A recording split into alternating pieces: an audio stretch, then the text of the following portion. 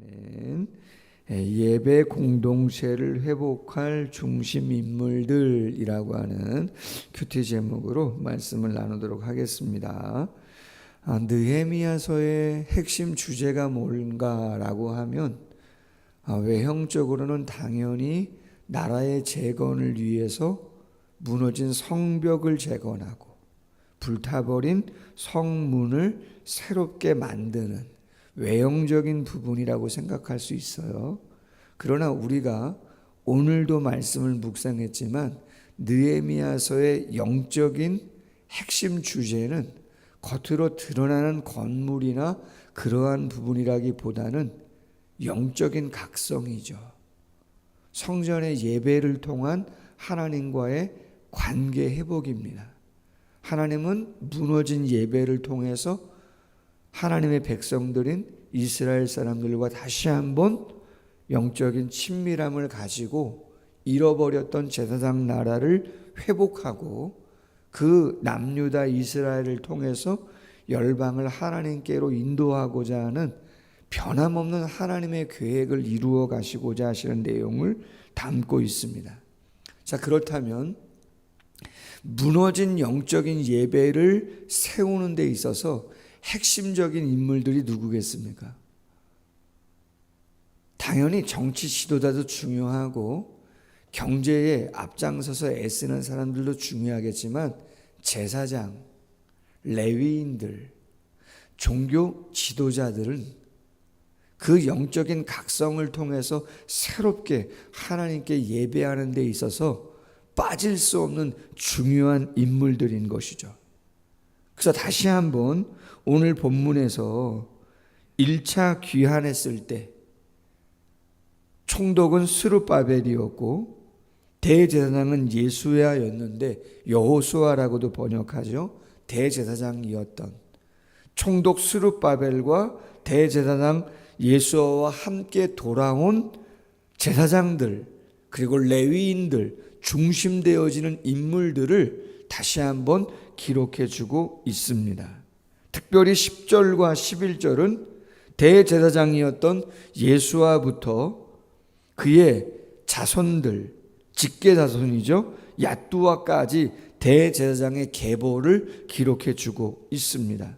그리고 12절부터 21절은 요아김 시대 그 예수아의 아들 10절에 보면 요아김을 낳았고 라고 했는데 그 요아김 때의 제사장과 족장들의 명단을 특별히 20명 정도 되어지는 제사장 가문에 기록을 하고 있습니다. 1절로 7절의 이름과 비슷하지만 2절 학수스 가문, 5절 마야다 가문을 제외하고는 비슷한 가문의 이름들이 기록되어져 있습니다. 오늘 말씀을 묵상하면서 이런 생각을 해봅니다. 1차 귀환했을 때 스룹바벨과 예수아를 그들이 진두지휘하면서 올라온 제사장과 레위인의 명단이 기록되어져 있다고 했는데 이런 생각을 해본다는 거죠. 나라가 바벨론에게 멸망을 당할 때 가장 상심했던 사람들, 가장 신앙의 회의를 느낀 사람들, 그리고 가장 어려운 삶을 살아간 사람들이 누굴까? 여러분 한번 생각해 보십시오. 우리나라의 역사만을 생각해 봐도 그렇습니다. 일제시대 때 천황을 숭배하라고 했을 때, 신사 참배하라고 했을 때 누가 가장 핍박을 많이 받고 힘든 시간을 보냈습니까? 전쟁이 났을 때 저 공산주의자들이 누구를 가장 힘들게 하고 어렵게 했습니까? 그럼 그 상황 속에서 상심이 되고 낙심이 되고 어려운 시간을 보낸 사람들 대표적으로 누구였겠냐 말이죠. 당연히 목사 집안이죠. 그렇지 않아요? 가장 많은 순교자, 가장 빈곤한 삶을 살았던, 가장 힘든 삶을 살았던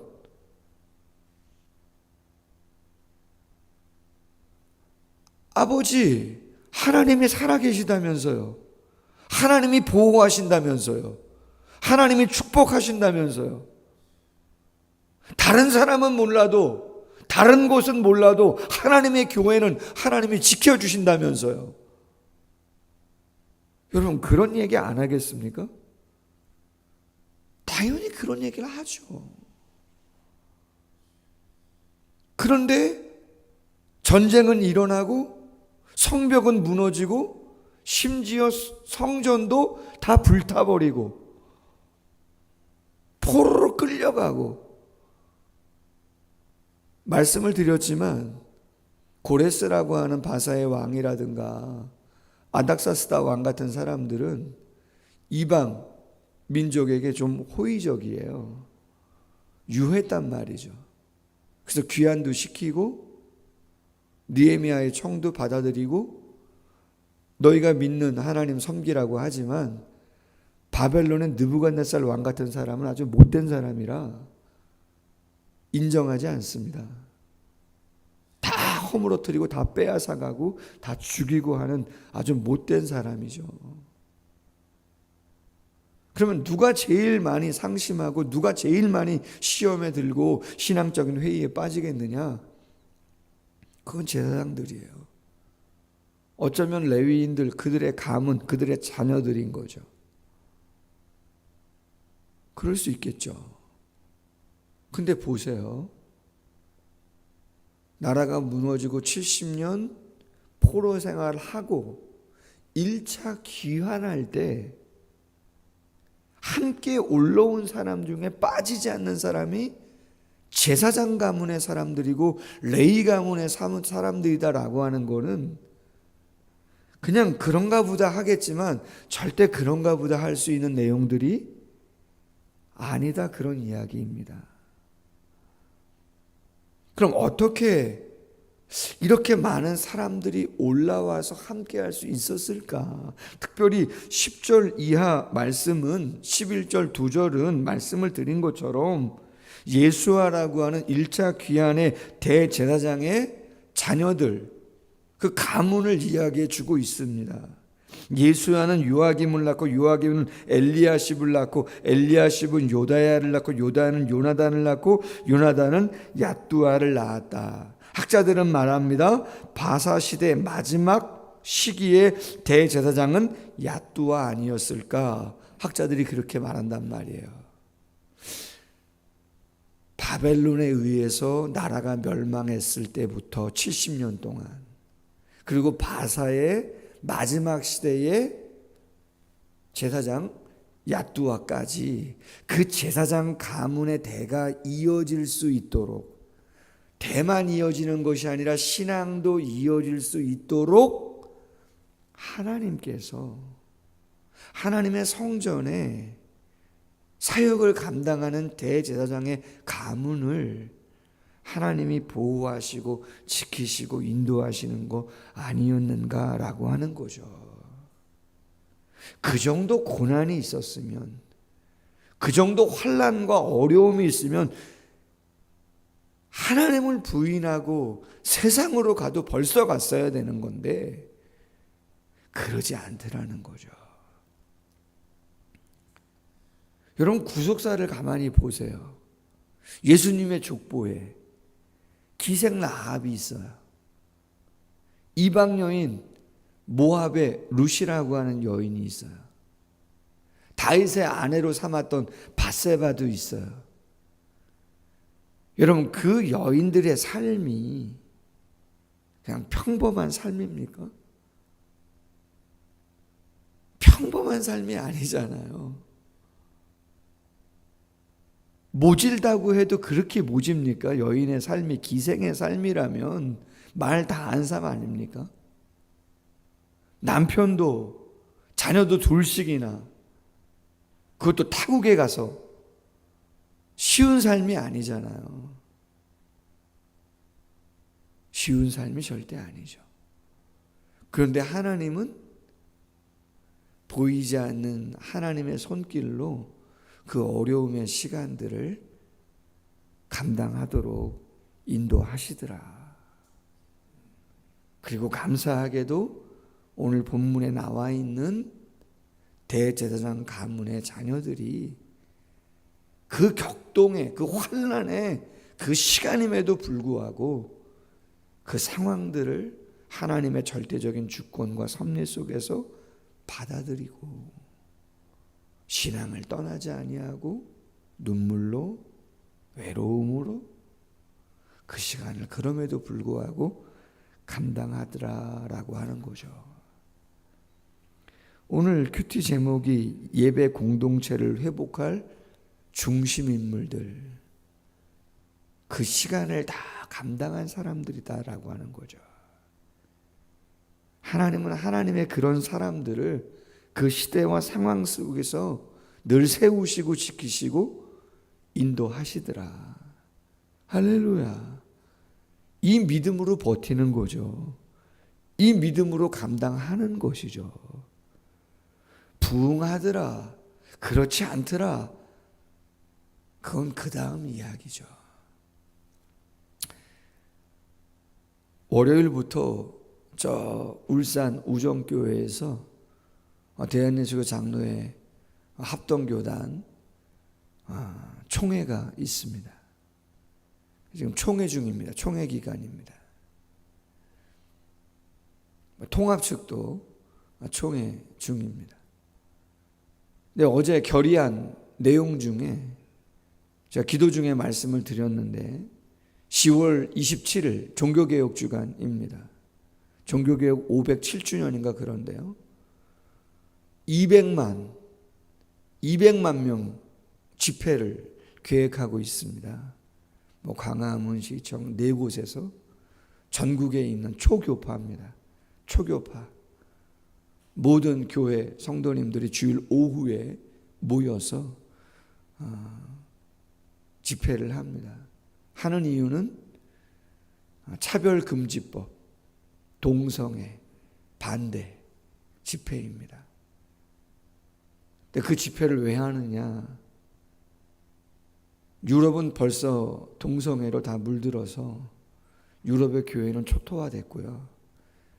미국도 마찬가지. 지금 감리교 같은 경우에는 설교 중에 감리교 정치는 감독 정치거든요. 중앙 집권이에요. 중앙에서 모든 목사들을 파견하고 다 세우고 하는, 이동하는 거를 관장하는데 동성애를 합법화했기 때문에 감리교 재단에서 말이에요. 총회에서 감리교 목사 중에 동성애를 반대한 목사는 어제 그 총회 현장에서 동영상을 보여줬는데, 실제 영상을, 목사가 설교하다가 쫓겨납니다.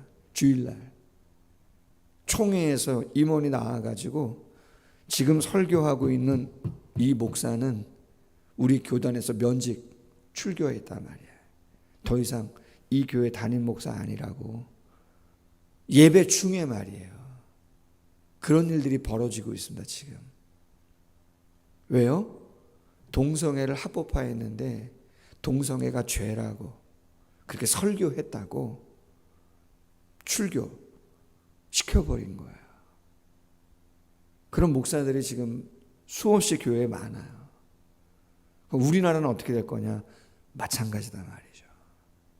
차별금지법 안에 그 내용에 다 들어가 있고, 어제 설교 그 동영상 보니까 그 또 손현보 목사님이라고 저 지방에 있는 세계력교회 목사님이 아주 열심히 하시는 목사님이신데, 그분 이야기 들어보니까 그 차별금지법 안에 교육 프로그램 안에 보니까 4살 때부터 유치원, 학교에서 성교육을 다 시켜야 되는 거예요.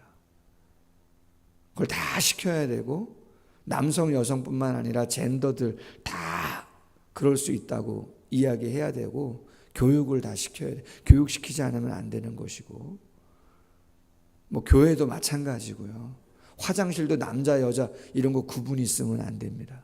다 같이 쓰게 돼 있습니다. 같이 구별하면 안 된단 말이죠.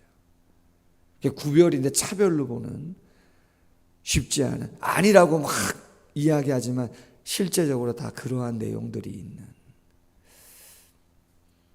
무슨 말씀을 드리는 거냐면요, 시대는 바뀌고 변화되고 교회와 성도들이 그 소용돌이 안에 휩쓸린단 말이에요.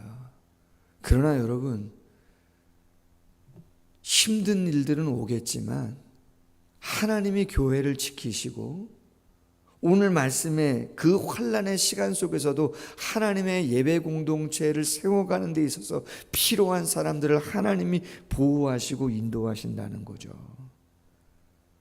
어제 총회 보고하는데 교회 수도 줄고 목사 수도 줄고, 목사 수는 조금 늘었는데 강도사, 전도사 수는 줄고, 통계가 그렇습니다. 어제 통계를 보니까. 그리고 말씀을 드린 것처럼 한 20년 정도 지나서 한 2050년 정도 되면은 한국교회 초교파로 지금은 800만 정도 수준을 유지하는 거로 통계가 나왔더라고요. 근데 25년 정도 지나가면 500만 정도로 성도가 떨어지는 것으로 통계가 나왔어요. 많이 어려워지는 상황이라는 거죠. 정말 기도해야 될 때고 애써야 될 때이죠. 시간이 좀 갔지만 우리 뒤에 있는 묵상 에세이 한번 나누고 마치겠습니다. 변화를 성장의 기회로라고 하는 제목의 강준빈 목사님 글인데요. 역사를 살펴보면 가장 강한 사람은 가장 힘이 센 사람이 아닙니다. 아무리 난폭하고 힘이 센 군주도 시대의 변화에 적응하지 못하면 다른 인물에게 밀려나는 것을 볼 수 있습니다. 결론부터 말하면 가장 강한 사람은 끝까지 살아남은 사람이라고 할 수 있습니다. 역사적 관점에서 볼 때 인간의 가장 중요한 역량은 시대에 맞는 생존 기술을 갖추고 살아남는 것입니다. 마찬가지로 그리스도인도 사명을 완수하고 의미를 추구하고 보람 있는 삶을 살기 위해서는 이 세상에서 살아남아야 합니다. 변화를 잘 읽고 변화에 잘 적응해야 합니다. 그런데 우리에게는 생존 이상의 것이 필요합니다. 생존을 넘어 풍성한 삶을 추구해야 합니다. 자신만 살아남기 위해 몸부림치는 것이 아니라 다른 사람을 도우며 그들을 살려내야 합니다. 그러기 위해서는 하나님이 허락하시는 변화를 잘 받아들여야 합니다. 잘 받아들인다는 것은 그 변화를 회개와 성장의 기회로 삼아야 한다는 뜻입니다. 그리스도인에게 오는 모든 변화는 하나님의 뜻에 더 합당한 신앙인이 될 기회입니다. 변화는 엄청난 위기일 수 있습니다. 그래서 인간은 변화를 갈망하면서도 두려워합니다. 그런데 우리가 어떤 태도로 변화에 반응하느냐에 따라 변화는 기회가 되어집니다. 변화의 소용돌이를 성장의 기회로 만드는 진취적 신앙인이 되십시오.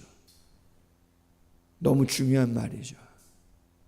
나 하나 살아남고자 몸부림치는 그리스도인이 아니라 영향력을 주는 자가 되어야 하고 하나님의 영적인 칭찬과 인정을 위해서 그 변화를 회개와 성장의 기회로 삼아야 한다라고 하는 거죠. 오늘 본문에 기록되어 있는 자들 누구보다 상심하고 누구보다 신앙적인 회의를 많이 가질 수 있는 사람들이지만 그 변화 속에서도 회개할 것들을 찾았고 하나님이 무엇을 원하시는가를 몸부림치던 사람들이고 하나님의 섭리 속에서 하나님이 그들을 보호해 주셨다는 것이죠.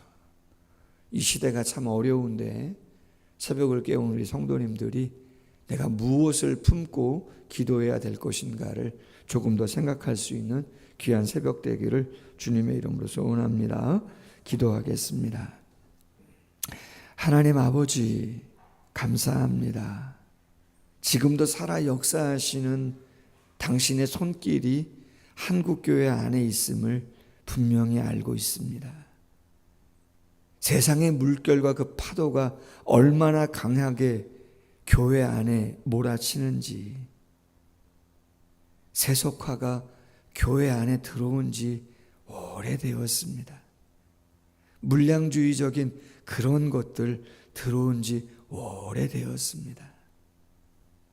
그럼에도 불구하고 방법론적인 것이야 얼마든지 변화되어질 수 있지만 신앙의 본질, 말씀의 본질이야 바뀌어질 수 있겠습니까? 아버지 하나님이 당신의 형상대로 창조한 우리를 통해서 이루시고자 하시는, 제사장 나라를 삼으시고자 하시는 그 영적인 비전과 그 열정을 하나님 잃어버릴 수가 있겠습니까? 다시 한번 우리에게 주신 시간과 재정과 달란트와 몸과 조직과 규모를 통해서 어떠한 일들을 감당해 가야 하는가를 잊지 않는 저희들이 될 수 있도록 도와주시기를 원합니다. 새벽을 깨우는 일 쉽지 않지만 기도합니다.